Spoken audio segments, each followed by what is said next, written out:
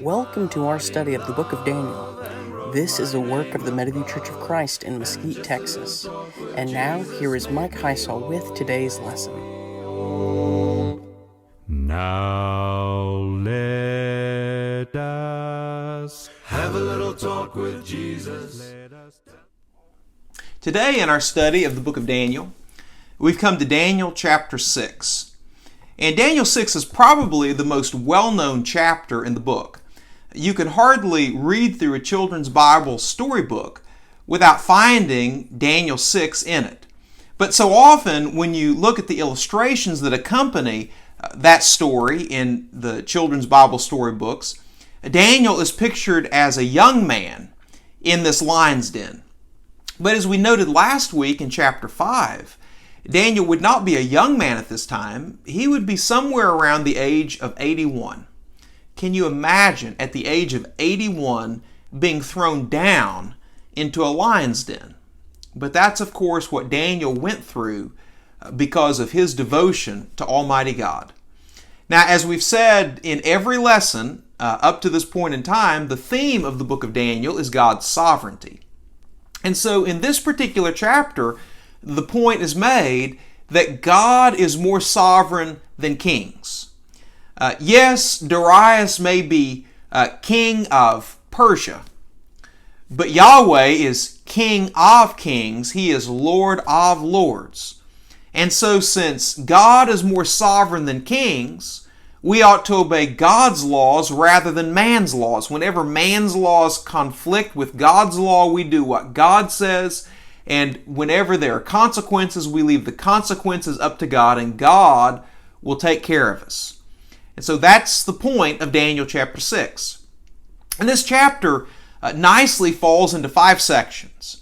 First of all, in verses 1 to 3, you see Daniel's prominence. And then in verses 4 through 9, you see the enemy's plot. Verses 10 through 15, you see Daniel's prayer. Verses 16 through 24, God's protection. And verses 25 through 28, we see the king's proclamation. So with that in mind, let's start reading through the chapter, and we'll go basically verse by verse as we do and make comments. So Daniel chapter 6, verse 1. It pleased Darius. Now, let's stop there. Last week in our study of chapter 5, we were introduced, verse 31, to this man Darius the Mede, who took over the kingdom when he was 62 years of age.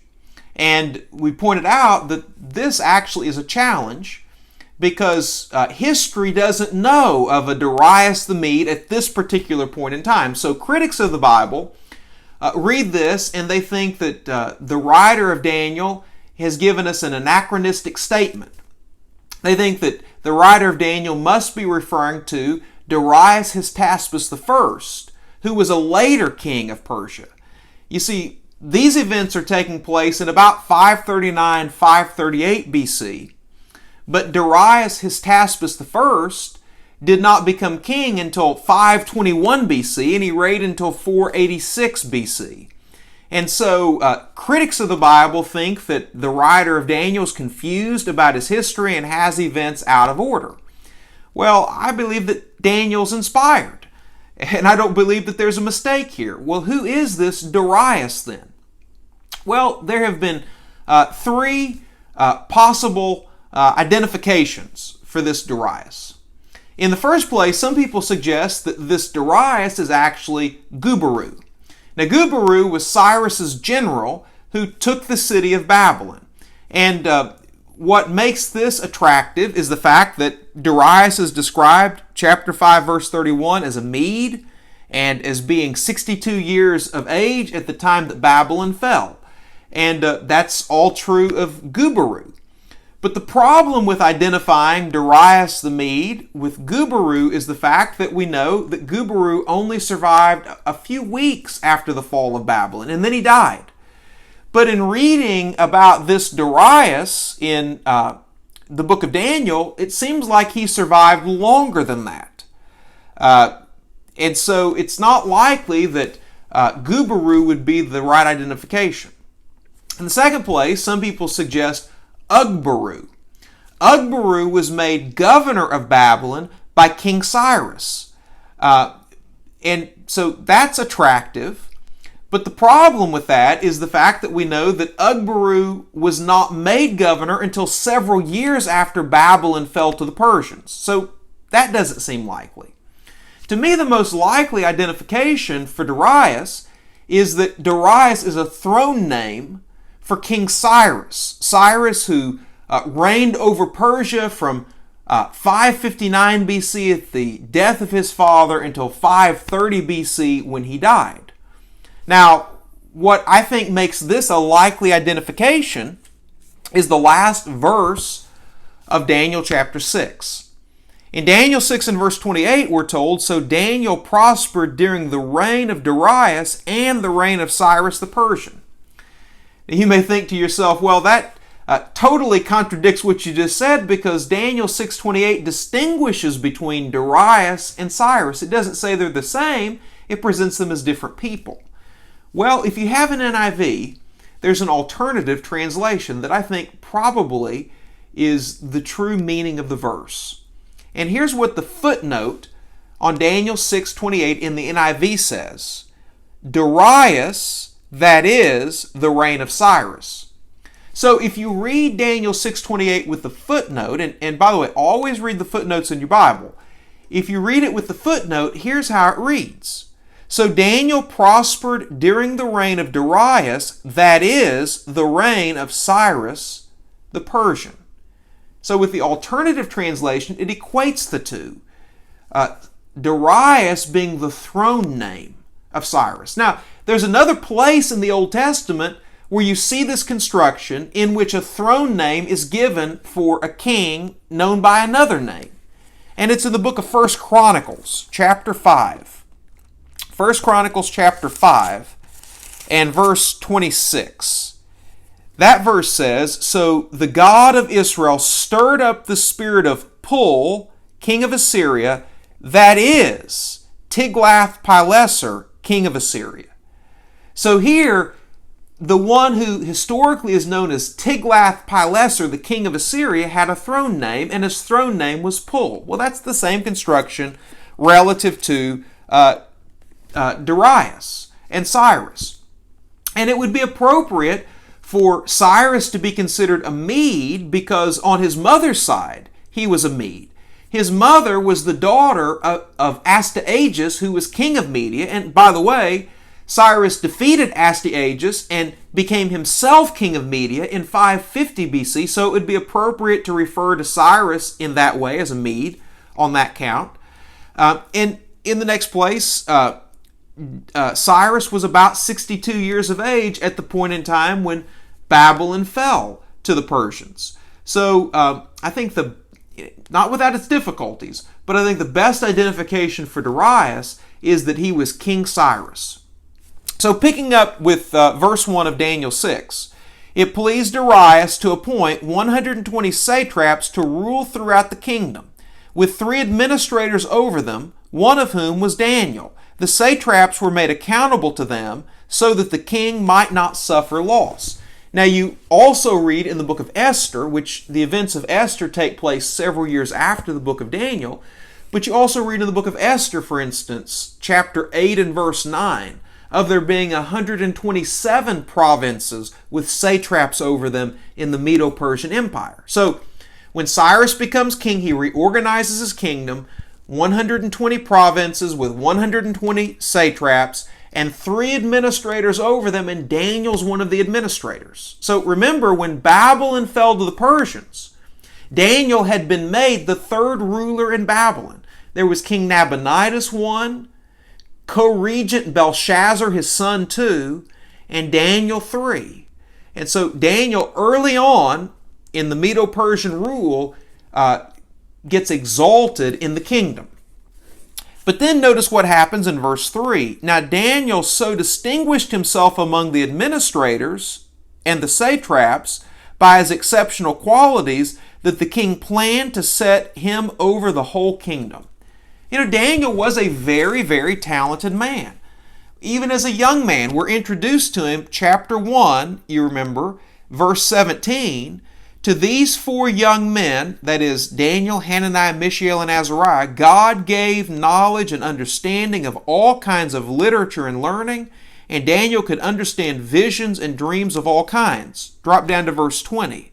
In every matter of wisdom and understanding about which the king questioned them, he found them 10 times better than all the magicians and enchanters in his whole kingdom.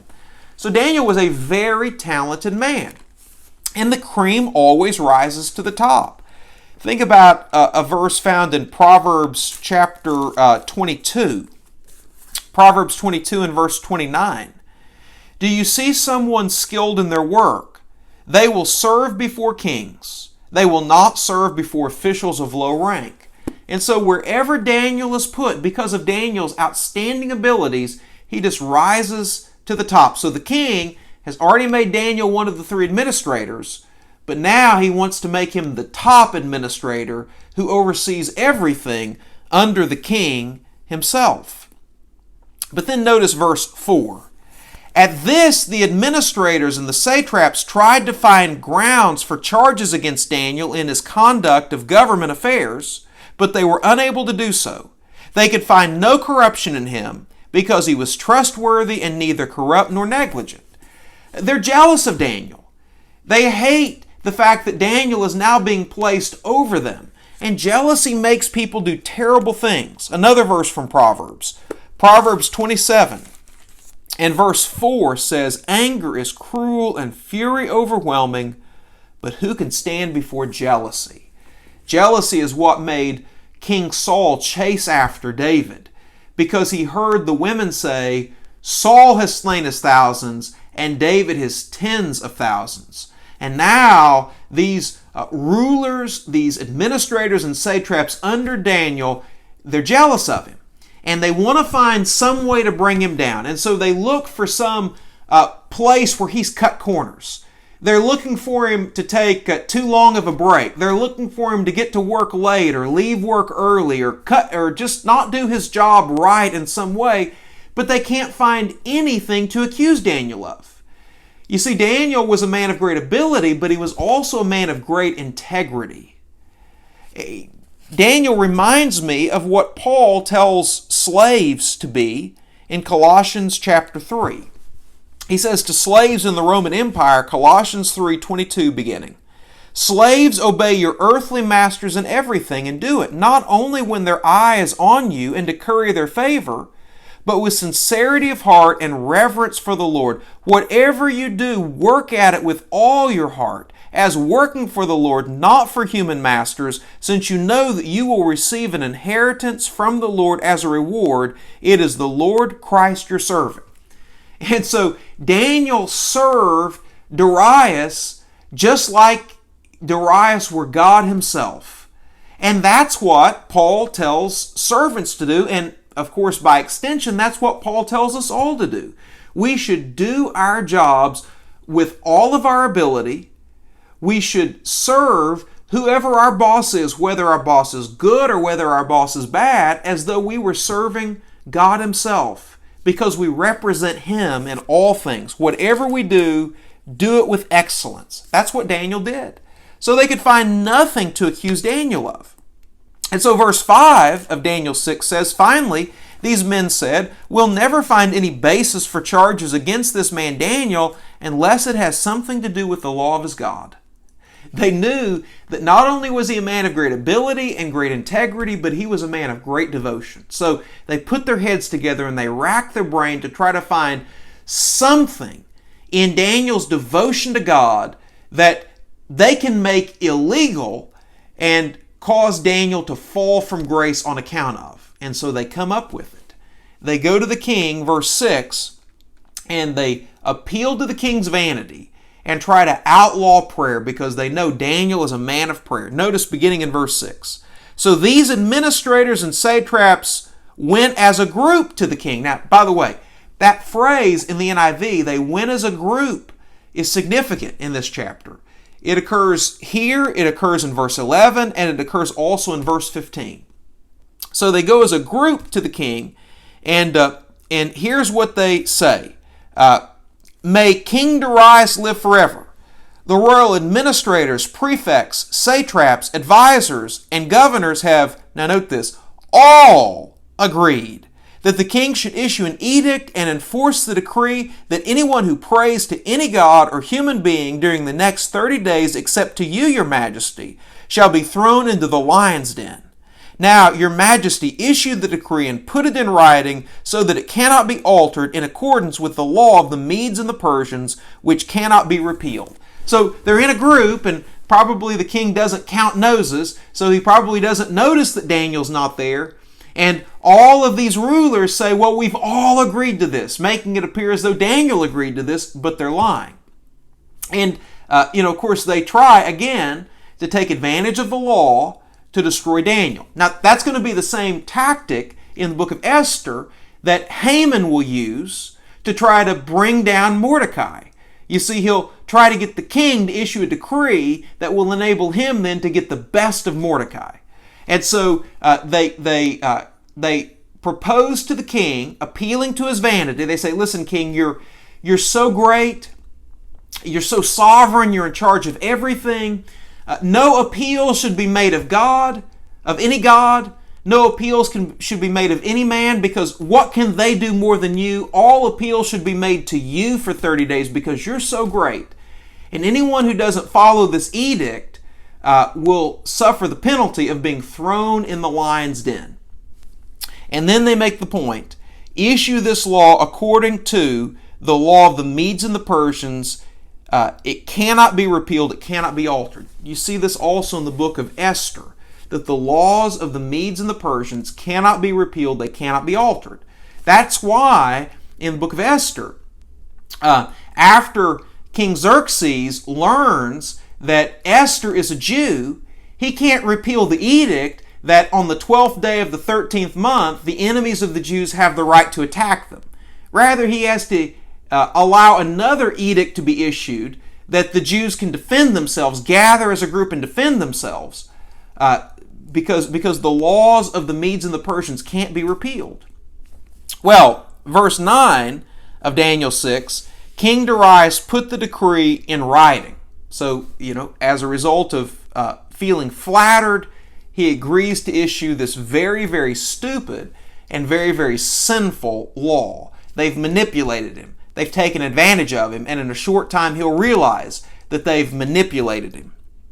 Okay, so we move into the second section. Remember, we divide the chapter up, verses 1 to 3, Daniel's preeminence, verses 4 through 9, the enemy's plot, but now verses 10 through 15, Daniel's prayer. So verse 10 says, now when Daniel learned that the decree had been published, he went home to his upstairs room where the windows were open toward Jerusalem. 3 times a day he got down on his knees and prayed, giving thanks to his God, just as he did before.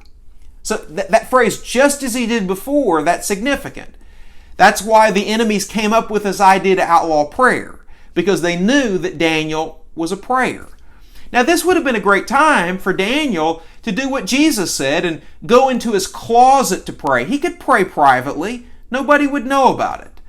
But Daniel, being the great man that he was, realized that everybody knew that he prayed with his windows open toward Jerusalem 3 times a day.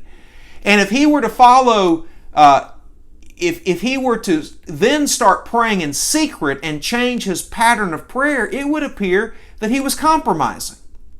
And Daniel was not a man who was going to compromise, and so he was not about to change what he did.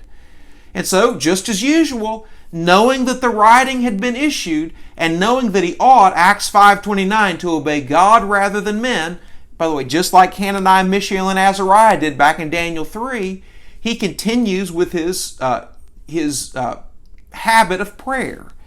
So, with his window open toward Jerusalem, he gets down and he prays. That's significant that he prays toward Jerusalem.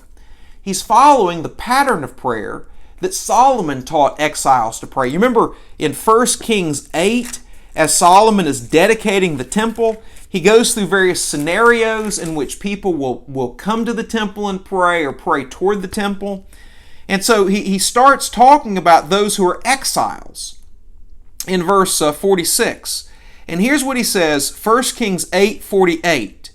And if they turn back to you with all their heart and soul in the land of their enemies who took them captive, and prayed to you toward the land you gave their ancestors, toward the city you have chosen, and the temple I have built for your name, then from heaven your dwelling place hear their prayer and their plea, and uphold their cause. Well, that's exactly what Daniel does. Daniel prays toward Jerusalem. And notice Daniel prays 3 times a day. Consider Psalm 55 and verse 17. In Psalm 55:17, David says, evening, morning, and noon, I cry out in distress, and he hears my voice. So David says, I pray evening, morning, and at noon. You say, well, that's a weird order. Why not morning, noon, and evening? Why evening, morning, and noon? Well, remember, for Jews, their days began in the evening. You remember Genesis 1? There was evening and there was morning the first day. And so for them, the order of the day is evening, morning, noon. So Daniel prays 3 times a day. And notice Daniel, he's not a young man. Daniel's getting up in years. Daniel is about 81 years of age, but he prays humbly. Looking toward Jerusalem, he gets down on his knees and he prays. And you know what he does in his prayer? He gives thanks. Now, can you believe that? He knows that he's violating the law of Persia. He knows the penalty for violating the law of Persia in praying to a god other than to Darius is that he's thrown into the lion's den. But Daniel still, even though he knows that he's risking his life, he gives thanks to God. You see, Paul says, in everything give thanks. We don't necessarily give thanks for everything, but God has blessed us all. He's given us all more than we deserve. Regardless of what horrible circumstances we're going through, we can always find something for which to give God thanks. And Daniel was a man who, even though his life was on the line, he gives thanks to God in prayer. But now notice verse 11. Then these men went as a group. There's that phrase I told you to watch out for. They went as a group and found Daniel praying and asking God for help. They knew exactly what Daniel would be doing. They knew what his habit of prayer was. They knew his devotion. And so as a group, they go outside his window and they see him praying. And they think, we've got him now. Verse 12. So they went to the king and spoke to him about his royal decree. King, did you not publish a decree that during the next 30 days, anyone who prays to any god or human being except to you, your majesty, would be thrown into the lion's den? They're manipulating him. The king answered, now notice, the way he answers is so foolish. The decree stands in accordance with the law of the Medes and the Persians, which cannot be repealed. He's going to regret that statement. Verse 13. Then they said to the king, Daniel, who is one of the exiles from Judah, pays no attention to you, your majesty, or to the decree you put in writing. He still prays 3 times a day. Now notice the king's reaction. Verse 14. When the king heard this, he was greatly distressed. He was determined to rescue Daniel and made every effort until sundown to save him. Verse 15. Then the men went as a group, there's our phrase again, to the king, to King Darius, and said to him, Remember, your majesty, that according to the law of the Medes and the Persians, no decree or edict that the king issues can be changed. Okay, so notice the irony of all this. So, they appeal to the king's vanity. They say, King, you're more sovereign than anyone else. Issue this decree. Because you're so great, no one can pray to any god or king except you for 30 days. And issue this decree according to the law of the Medes and the Persians that can't be changed. And then here's Daniel praying.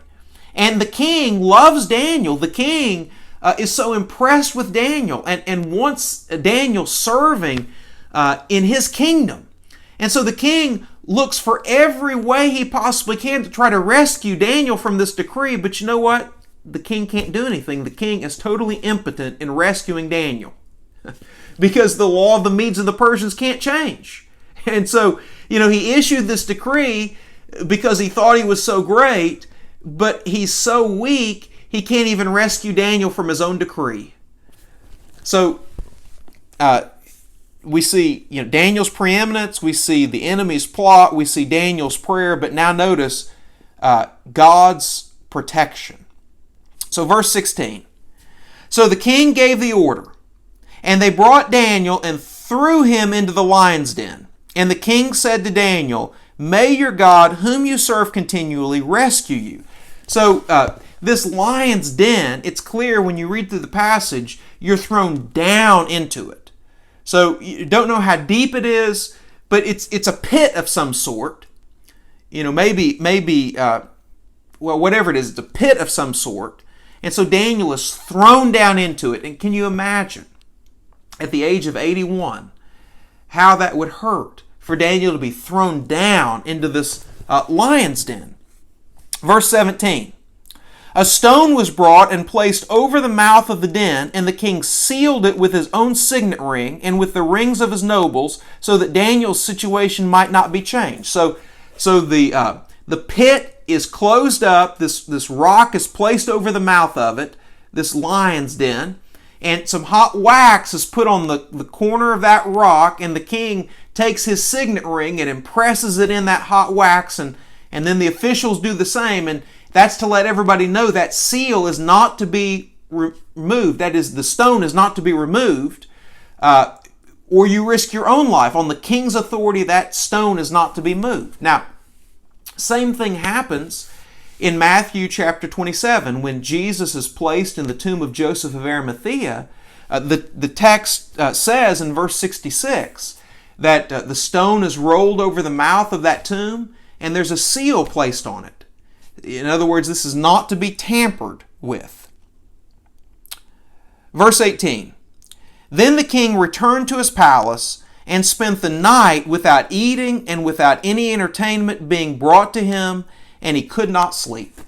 The king is just so upset over his own foolishness and how he was manipulated and how his own vanity has, in his mind, probably brought an end to the life of Daniel.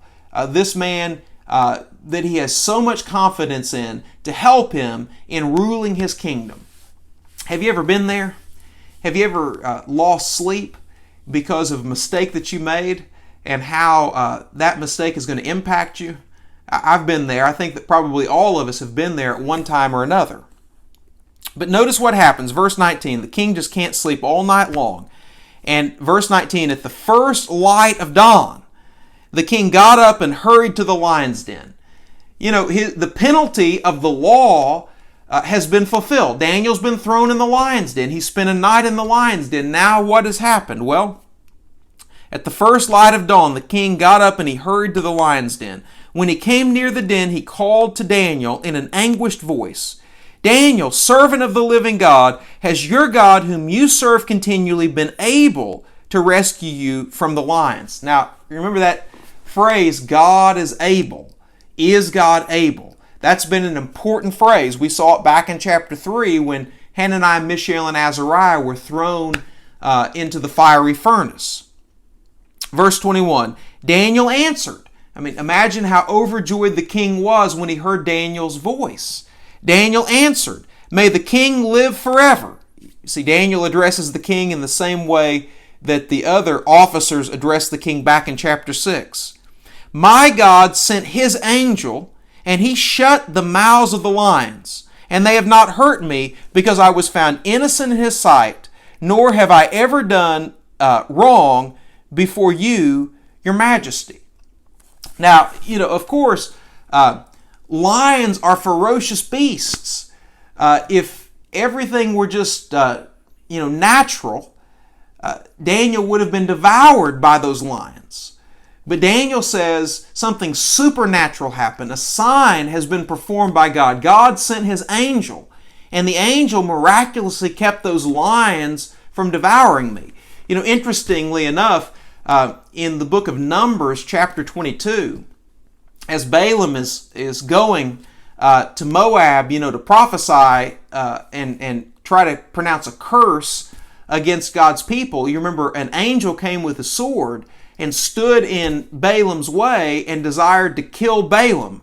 But Balaam's donkey saw that angel, and the donkey 3 times rescued Balaam from the angel.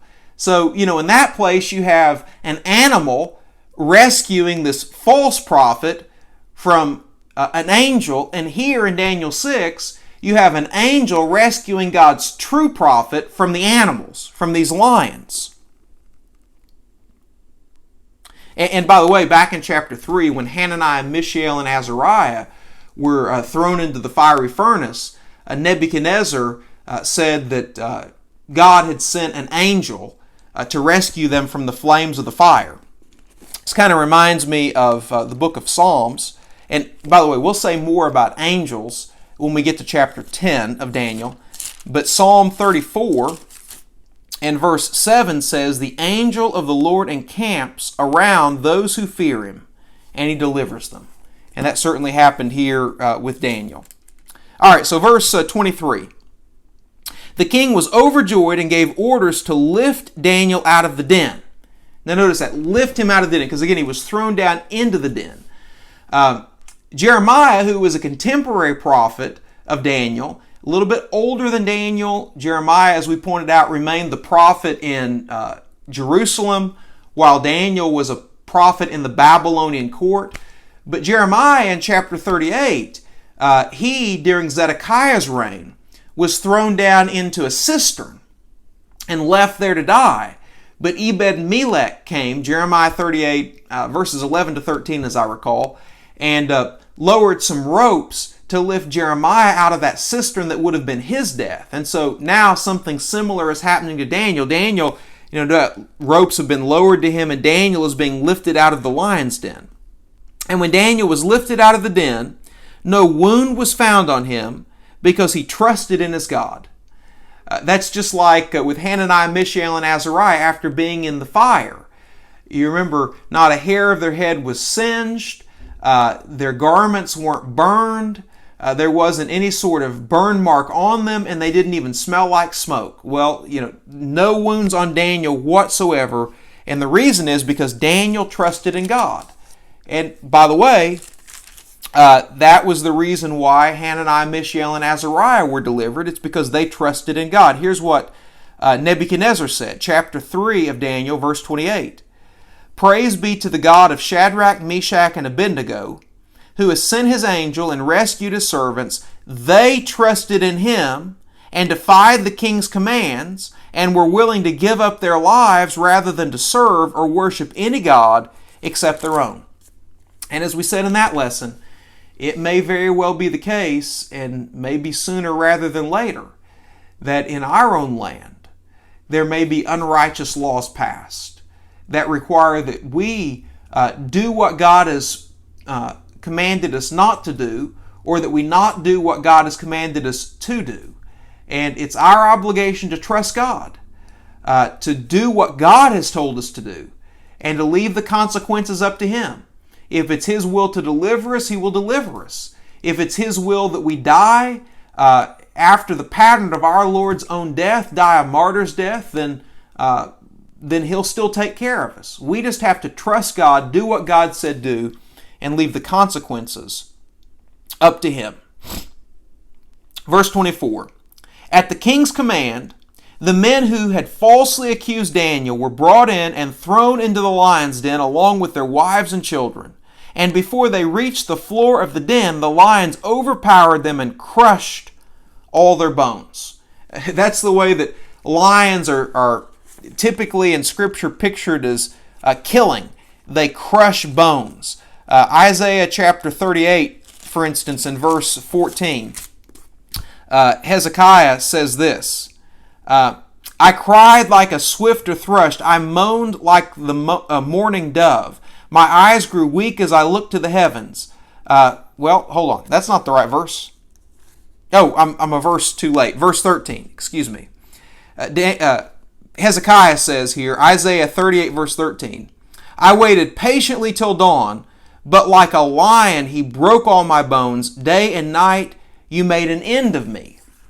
So the enemies, they're thrown down into the pit, and before they even hit the bottom, the lions jump up and have killed them. They start crushing their bones. So these men who have falsely accused Daniel, now they receive the penalty that they had desired be imposed on Daniel. And that's according to God's just law. Consider, for instance, Deuteronomy chapter 19. Deuteronomy chapter 19.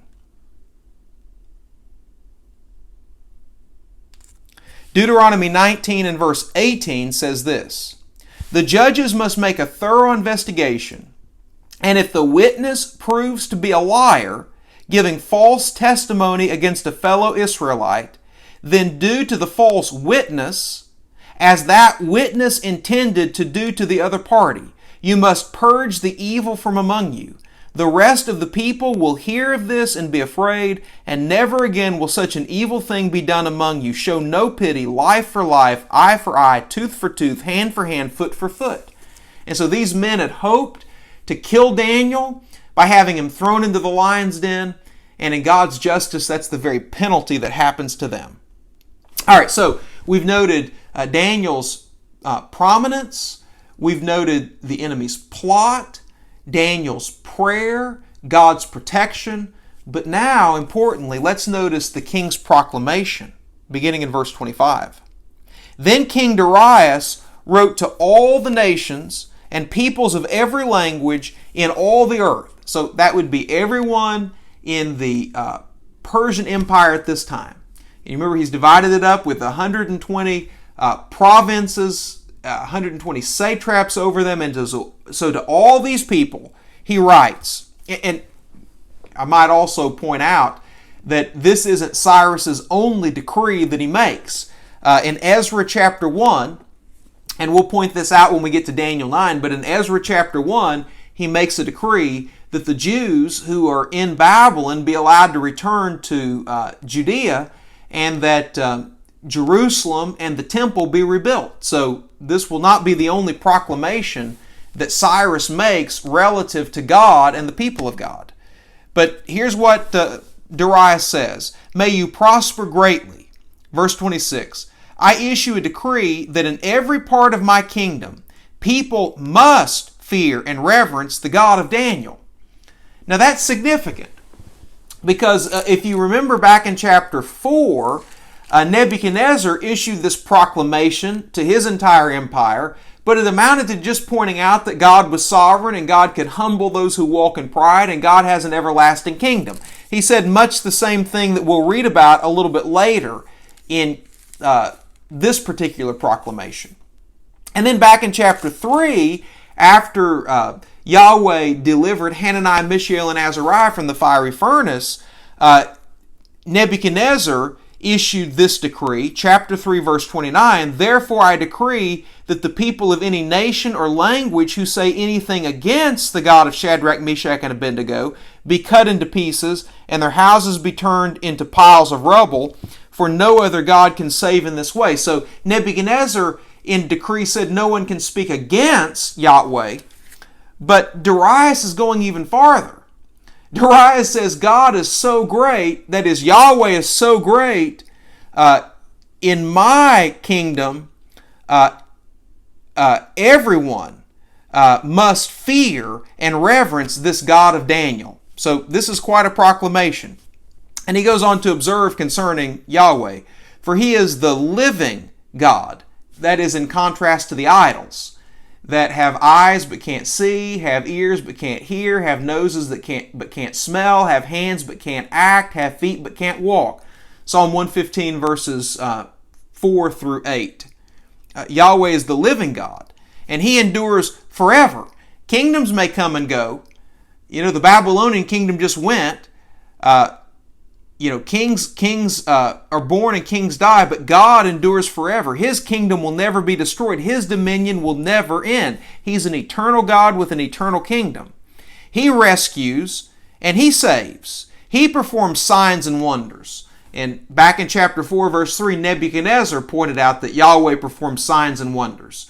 And the signs and wonders that he's performed in the book of Daniel up to this point in time were rescuing Hananiah, Mishael, and Azariah from the fiery furnace, inflicting Nebuchadnezzar with insanity and then restoring his sanity to him, and now rescuing Daniel in the lion's den. He performed signs and wonders in the heavens and on the earth. He has rescued Daniel from the power of the lions. And so the final verse we noted, so Daniel prospered during the reign of Darius and the reign of Cyrus the Persian. Daniel just keeps on rising to the top, whatever the circumstance. He rises to the top. And the point of all of this is that God's greatness is to be manifested in His providential care for Daniel the prophet. Well, I hope that this study has been helpful to you. And next week, Lord willing, we'll get into chapter 7. And really, at this point in time, chapter 6, the training wheels come off. Everything has been pretty easy in our study of the book of Daniel up to this time, but when we get into chapter 7, things get a lot more difficult, and they remain difficult until the end of the book. So anyway, I look forward to studying chapter 7 with you next week. God bless. We thank you for taking the time to worship with us and to study a portion of God's Word. We pray that this has been an edifying experience and that you would join us again.